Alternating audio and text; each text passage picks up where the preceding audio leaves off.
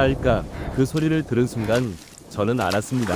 지뢰를 밟았다는 것을. 심장이 멈췄습니다. 아니, 온 세상이 멈춰버린 것 같았습니다.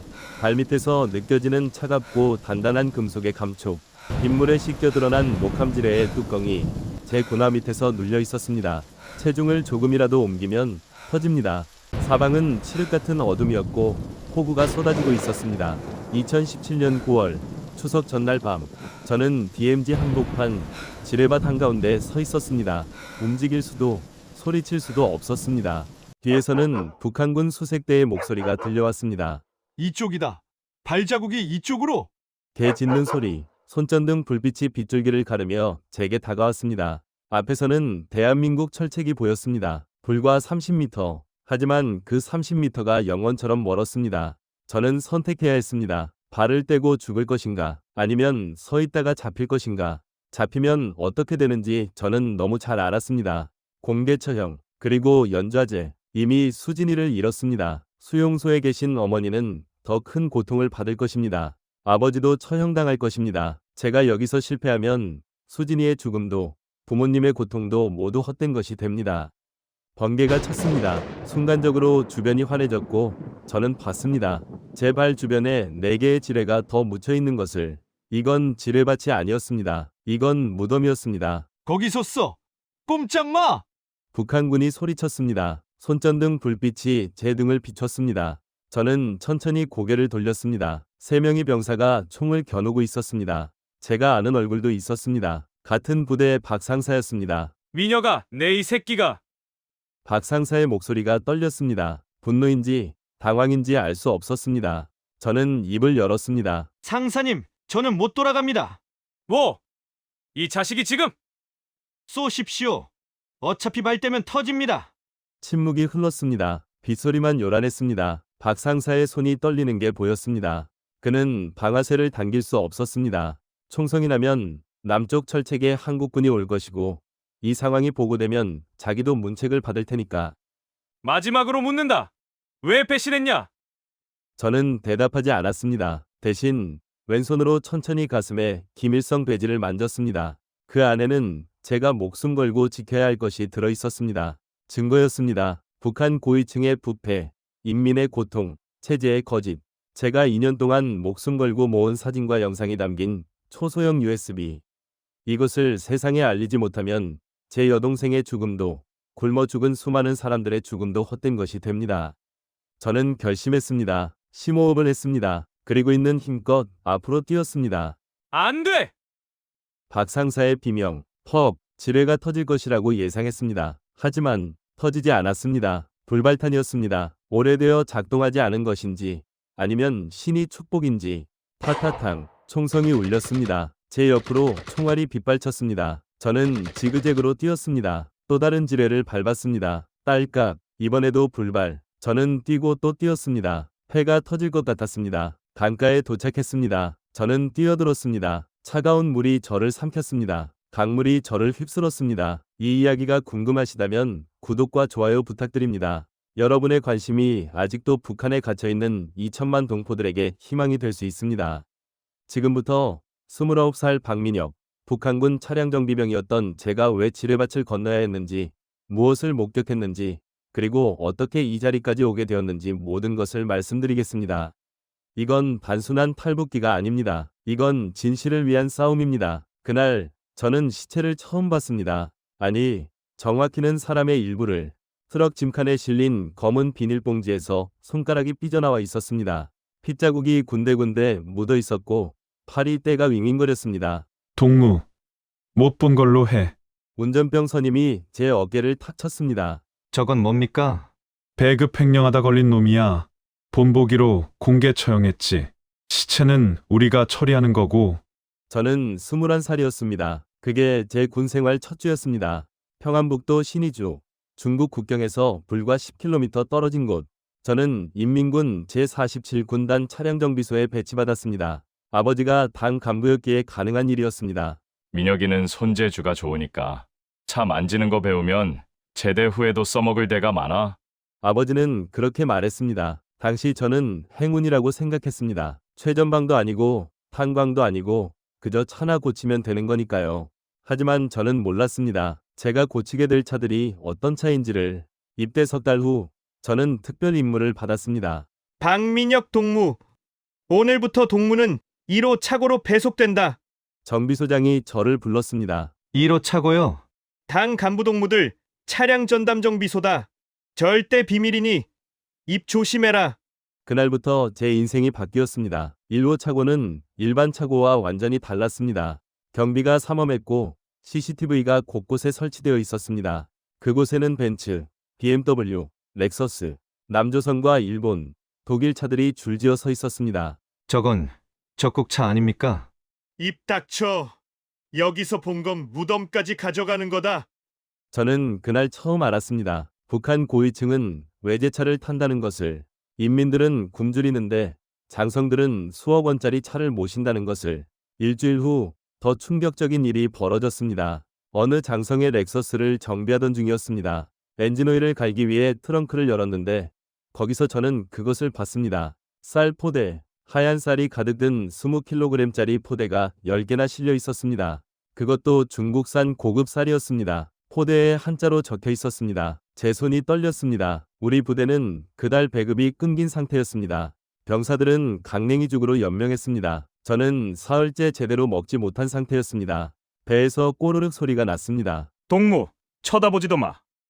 선임이 제 뒤통수를 때렸습니다. 한 톨이라도 손대면 그 자리에서 총살이야.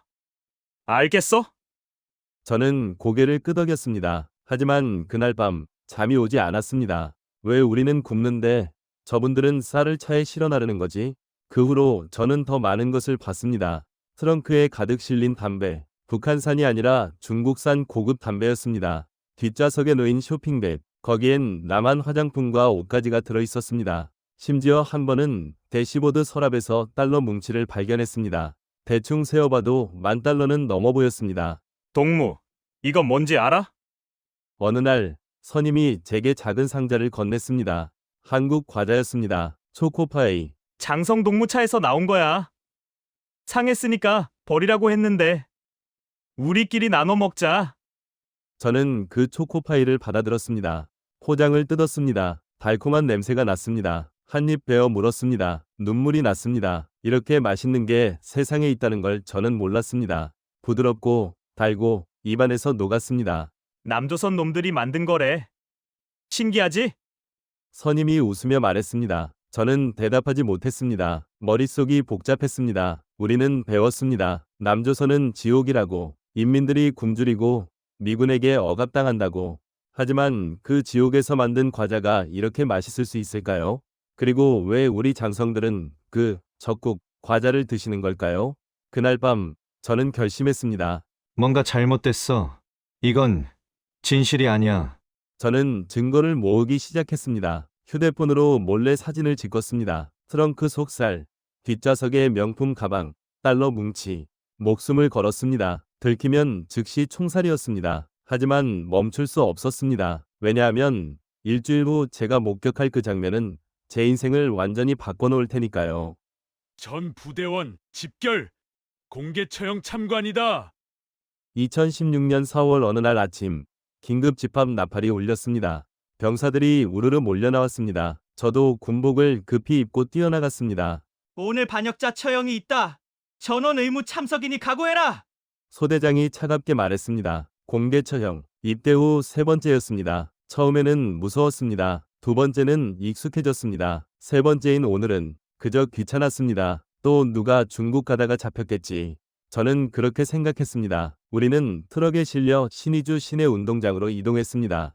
도착하니 이미 수천 명의 인파가 모여 있었습니다. 학생들, 노동자들, 주민들, 표정 없는 얼굴들이 광장을 가득 메웠습니다. 무대 위에는 말뚝 3개가 서 있었습니다. 오늘은 3명을 처형하나 봅니다. 반역자들을 끌고 와라. 확성기에서 목소리가 울렸습니다. 보위부 요원들이 3사람을 끌고 나왔습니다. 머리가 풀어헤쳐진 채 손이 뒤로 묶인 죄수들. 그들은 무대 위 말뚝에 묶였습니다. 저는 멀리서 지켜봤습니다. 얼굴이 잘 보이지 않았습니다. 첫 번째 반역자 박철수. 조국을 배신하고 중국으로 도주하려 한 매국노. 박철수. 모르는 이름이었습니다. 두 번째 반역자 김영희. 남조선 드라마를 유포하고 인민을 타락시킨 반동분자. 김영희, 역시 모르는 사람. 그리고 세 번째 이름이 호명되는 순간 제 심장이 멈췄습니다. 세 번째 반역자 박수진. 나이 14. 종교 활동을 하며 반사회주의 행위를 일삼은 역적의 딸. 수진이 제 여동생 이름이었습니다. 아, 아니야. 아냐. 저는 앞으로 뛰쳐나가려 했습니다. 하지만 선임이 제 팔을 붙잡았습니다. 미쳤어. 가족인 거 들키면 너도 끝이야. 저는 몸부림쳤습니다. 하지만 두 명의 병사가 저를 붙잡았습니다. 입을 막았습니다. 저는 눈물을 흘리며 무대를 바라봤습니다. 수진이가 보였습니다. 앙상하게 마른 몸, 찢어진 옷, 피범벅이 된 얼굴. 하지만 눈빛만은 또렷했습니다. 왜 수진이가? 머릿속이 하얗게 변했습니다. 수진이는 착한 아이였습니다. 노래를 좋아했고 그림을 잘 그렸습니다. 제가 군대 가기 전 마지막으로 본 수진이는 웃고 있었습니다. 오빠, 빨리 돌아와. 내가 오빠 좋아하는 김치찌개 끓여줄게. 그게 마지막 말이었습니다. 박수진은 지하교회에 출입하며 예수교 신앙을 가졌다. 이는 곧 당과 수령님을 배신하는 행위다. 사회자의 목소리가 광장에 울려 퍼졌습니다. 지하교회, 그제야 기억났습니다. 수진이가 어릴 때 할머니한테서 성경 이야기를 들은 적이 있었습니다.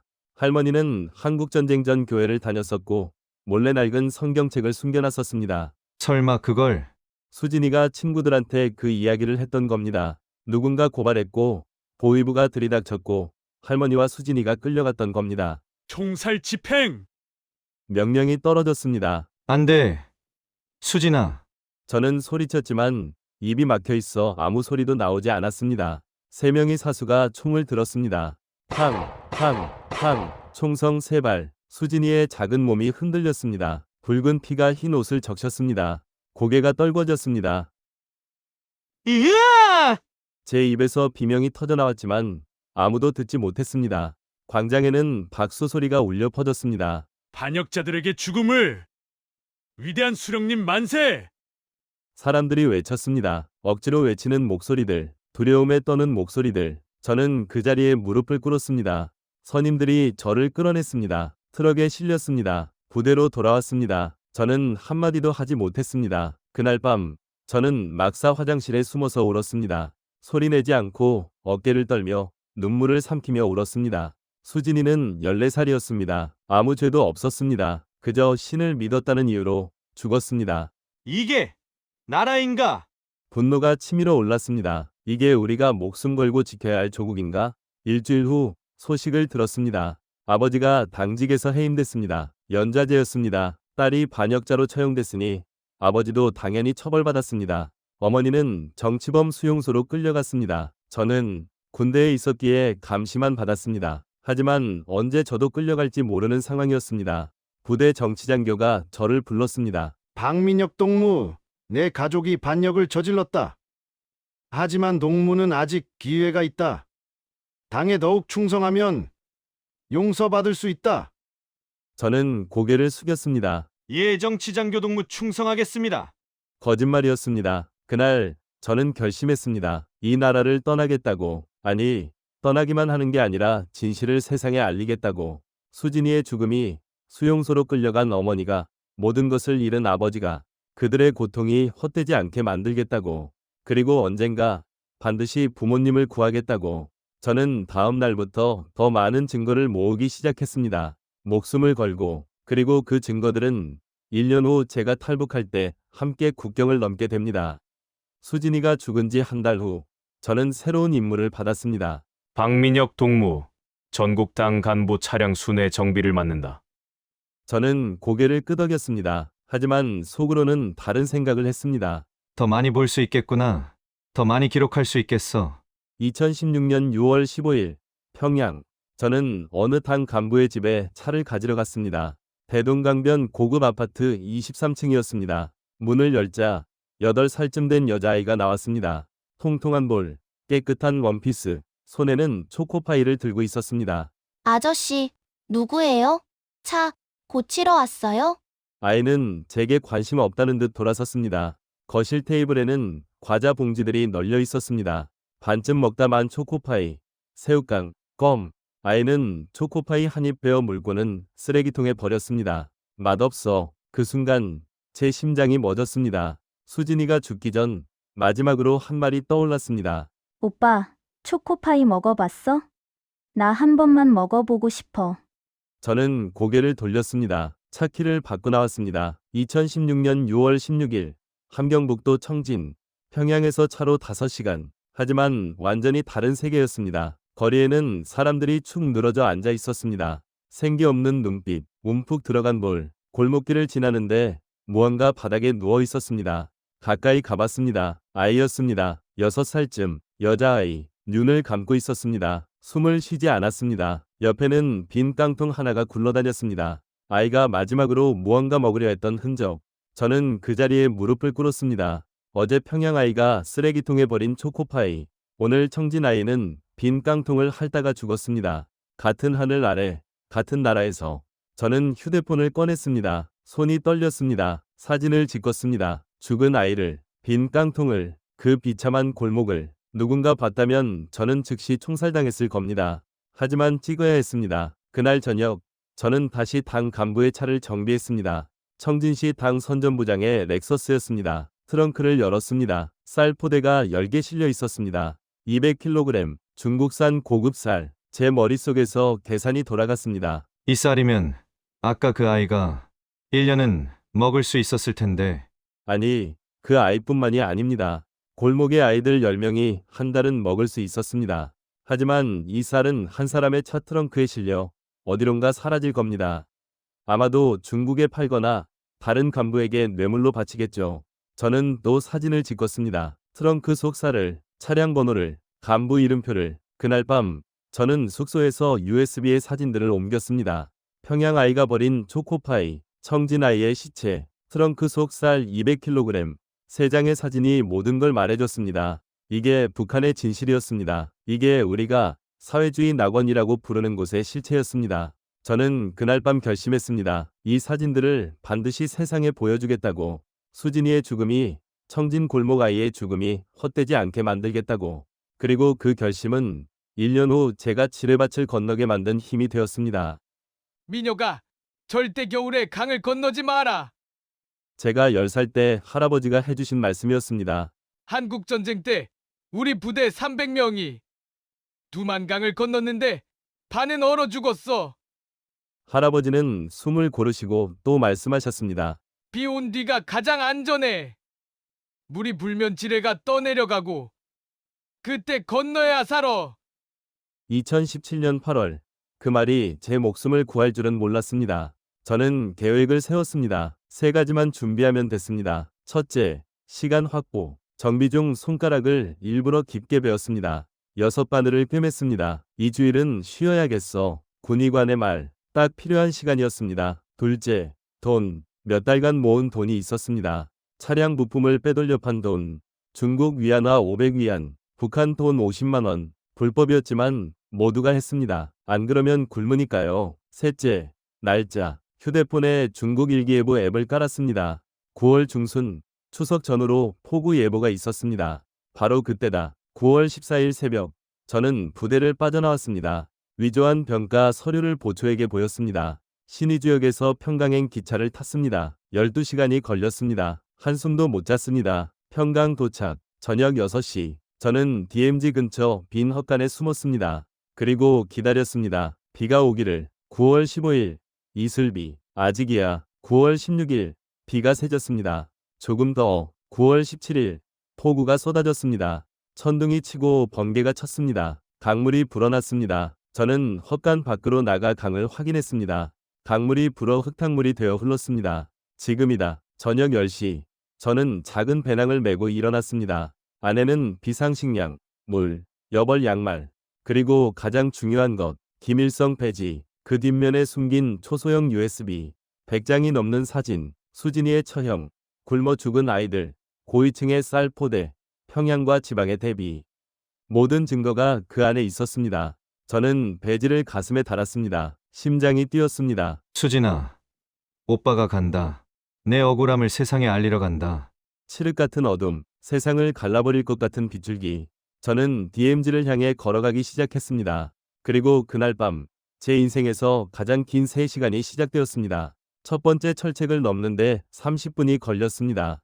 북한군 철책망이었습니다. 높이 3m, 철조망이 겹겹이 쳐져 있었습니다. 저는 장갑을 끼고 조심스럽게 올라갔습니다. 빗물에 미끄러웠습니다. 정상에 올라 반대편으로 내려가는 순간 번개가 쳤습니다. 화과, 눈앞이 환해졌습니다. 그리고 저는 봤습니다. 제 발밑 5m 지점에 지뢰가 있었습니다. 진흙 속에서 둥근 금속 빗물에 씻겨 드러나 있었습니다. 심장이 멎었습니다. 조심해. 천천히. 저는 철책에서 뛰어내리지 않고 천천히 발을 디뎠습니다. 지뢰 옆을 피해서 착지했습니다. 무사했습니다. 하지만 앞으로 가야 할 길이 문제였습니다. 비 때문에 시야가 한 뼘도 안 보였습니다. 손전등을 켤 수도 없었습니다. 북한 보초가 볼 테니까요. 저는 할 수 없이 번개만 기다렸습니다. 번개가 칠 때마다 1초 동안 세상이 밝아졌습니다.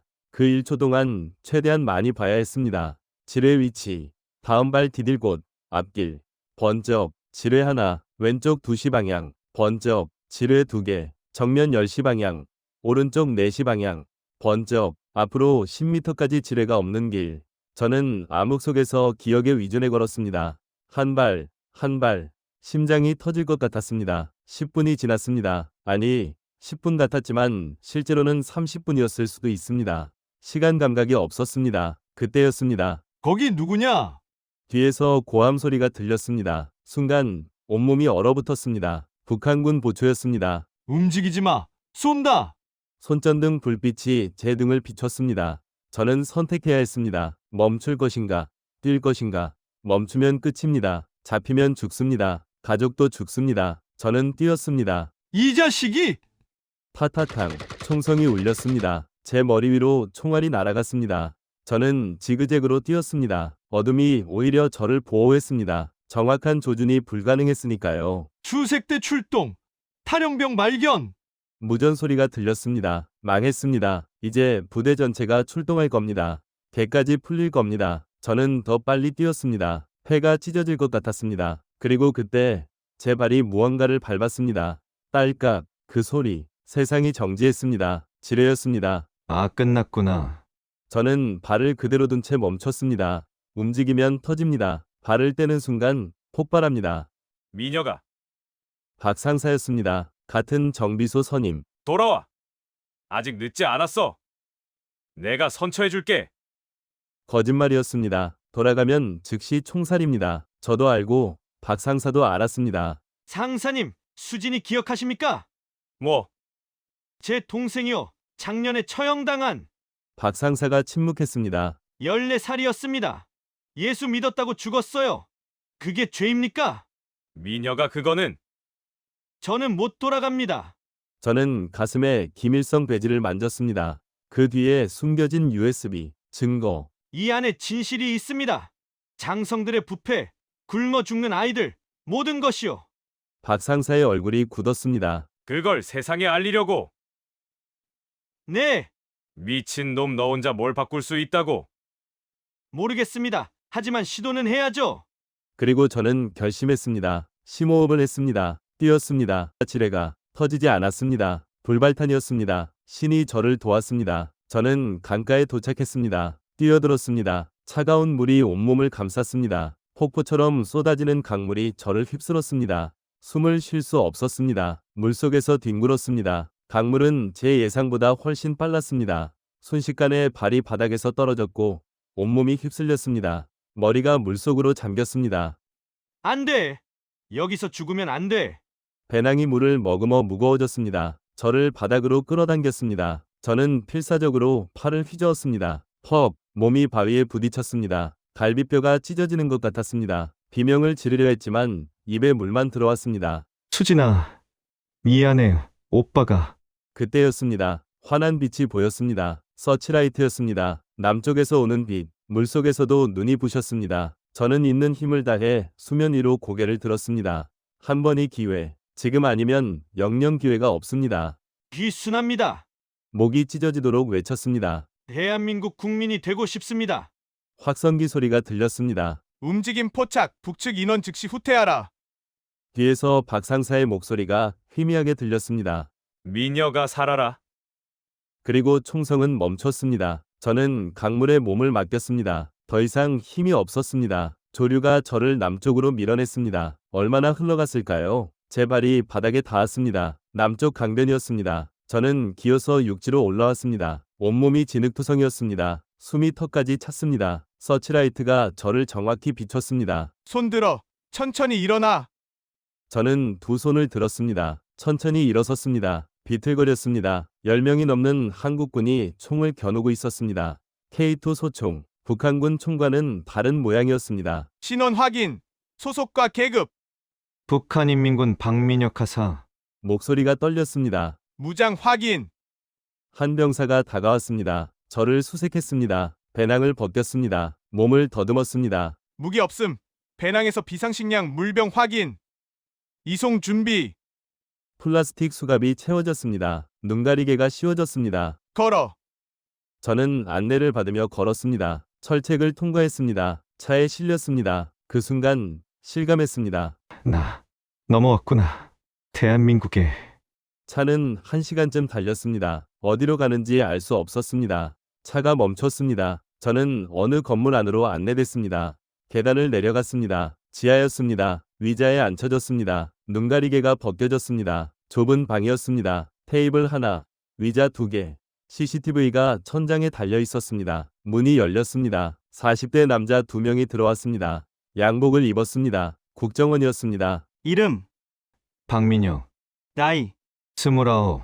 소속, 인민군 제47군단 차량정비소. 왜 왔나?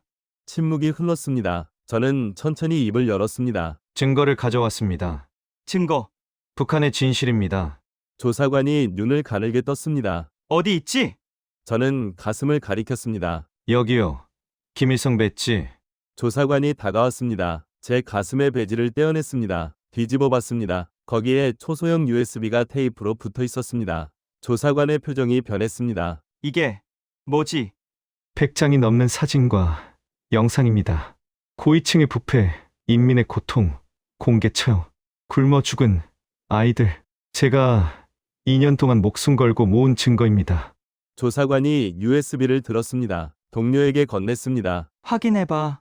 동료가 노트북을 꺼냈습니다. USB를 꽂았습니다. 화면에 사진들이 떴습니다. 처형당하는 수진이, 굶어 죽은 청진의 아이, 트렁크 속 쌀포대, 평양 아이가 버린 초코파이, 렉서스 안에 달러 뭉치. 조사관들의 얼굴이 굳었습니다. 이게 진짜야? 다 진짜라고? 저는 떨리는 목소리로 말했습니다. 제 여동생이 처형당했습니다. 14살이었습니다. 예수 믿었다는 이유로. 저는 그 현장을 봤습니다. 아무것도 할 수 없었습니다. 눈물이 났습니다. 저는 이 증거들을 세상에 알리고 싶습니다. 북한에 아직 갇혀 있는 사람들을 위해, 수진이처럼 억울하게 죽은 사람들을 위해. 조사관이 고개를 끄덕였습니다. 알겠네. 우리가 도와주지. 그 순간 저는 무너졌습니다. 긴장이 풀렸습니다. 2년간의 두려움, 지뢰밭을 건넌 공포, 강물에서의 사투, 모든 것이 한꺼번에 쏟아졌습니다. 저는 그 차가운 신문실 바닥에서 엉엉 울었습니다. 수진아, 오빠가 해냈어. 해냈어. 조사관이 제 어깨를 두드렸습니다. 잘 왔네. 정말 잘 왔어. 그날 2017년 9월 17일 밤 11시 47분 박민혁은 죽었습니다. 그리고 새로운 사람이 태어났습니다. 자유인으로. 2017년 9월 18일 하나원 입소 첫날 밤 저는 창밖을 봤습니다. 자정이 넘었는데도 거리는 밝았습니다. 불빛들이 반짝였습니다. 이게 자유구나. 눈물이 났습니다. 기쁨이 아니었습니다. 북한에 남겨진 부모님 생각 때문이었습니다. 제가 탈북한 후 아버지는 당직에서 해임됐습니다. 어머니는 정치범 수용소로 끌려갔습니다. 연좌제였습니다. 제 자유는 부모님의 지옥과 맞바꾼 것이었습니다. 한 달 후 USB 속 사진들이 세상에 공개됐습니다. 북한 내부 고발자 충격적 증거. CNN, BBC, 뉴욕타임스, 전 세계가 북한의 진실을 봤습니다. 수진이의 처형, 굶어 죽은 아이들, 트렁크 속 쌀포대, 평양과 지방의 극명한 대비. 저는 TV를 보며 울었습니다. 하지만 동시에 두려웠습니다. 이 보도로 인해 어머니가 더 큰 고통을 받을까봐. 7년이 흘렀습니다. 지금 저는 서울에서 정비 기술자로 일합니다. 북한에서 배운 기술이 여기서 제 밥벌이가 됐습니다. 월급을 받습니다. 자유롭게 씁니다. 먹고 싶은 걸 먹고 입고 싶은 옷을 입습니다. 이게 자유입니다. 하지만 매일 밤 잠들기 전 생각합니다. 어머니는 오늘 밥을 드셨을까? 매년 9월 17일 저는 임진각 추모비를 찾습니다. 박수진 2016년 4월 14살 꽃을 놓고 앉습니다. 그리고 수진이 옆 아버지께도 인사를 올립니다. 박종철 2018년 2월 58살 아버지는 제가 탈북하고 1년 후에 돌아가셨습니다. 영양실조였습니다. 당에서 해임되고 배급 끊기고 버티지 못하셨습니다. 저 때문이었습니다. 제가 탈북해서 아버지가 돌아가신 겁니다. 아버지, 죄송합니다. 지켜드리지 못해서. 수진아, 오빠가 너 약속 지켰어. 세상이 다 알았어. 바람이 붑니다. 그런데 말이야, 오빠가 아직 못한 게 하나 있어. 목소리가 떨립니다. 엄마를 못 구했어. 주먹을 쥡니다. 엄마는 지금도 수용소에 계셔. 7년째 오빠 때문에. 눈물이 흐릅니다. 하지만 수진아, 오빠는 포기 안 했어. 절대. 여러분께 말씀드립니다. 제 이야기는 아직 끝나지 않았습니다. 지난 7년간 저는 준비해왔습니다. 탈북 브로커를 수소문했습니다. 북중 국경 루트를 연구했습니다. 돈을 모았습니다. 목적은 하나입니다. 어머니를 구출하는 것. 수용소에 계신 어머니를 어떻게 빼내냐고요? 그 이야기는 너무 깁니다. 그리고 너무 위험합니다. 하지만 약속드립니다. 성공하든 실패하든 모든 과정을 들려드리겠습니다. 박민혁, 36살. 저는 한 번 지뢰밭을 건넜습니다. 이제 두 번째 도전이 남았습니다. 이번에는 혼자가 아닙니다. 어머니와 함께 돌아올 것입니다. 지금 이 순간에도 북한에는 2,500만 명이 갇혀 있습니다. 그 중에는 제 어머니도 있습니다. 여러분의 구독과 좋아요가 그들에게 희망이 됩니다. 세상이 북한을 주목하게 만듭니다. 그리고 저에게는 어머니를 구할 힘이 됩니다. 다음 이야기를 기다려 주십시오. 수용소 탈출 작전 어머니를 구하라. 수진아, 사랑해. 엄마, 조금만 기다려. 아들이 꼭 데리러 갈게. 감사합니다. 그날까지 저는 계속 싸울 것입니다. 끝까지.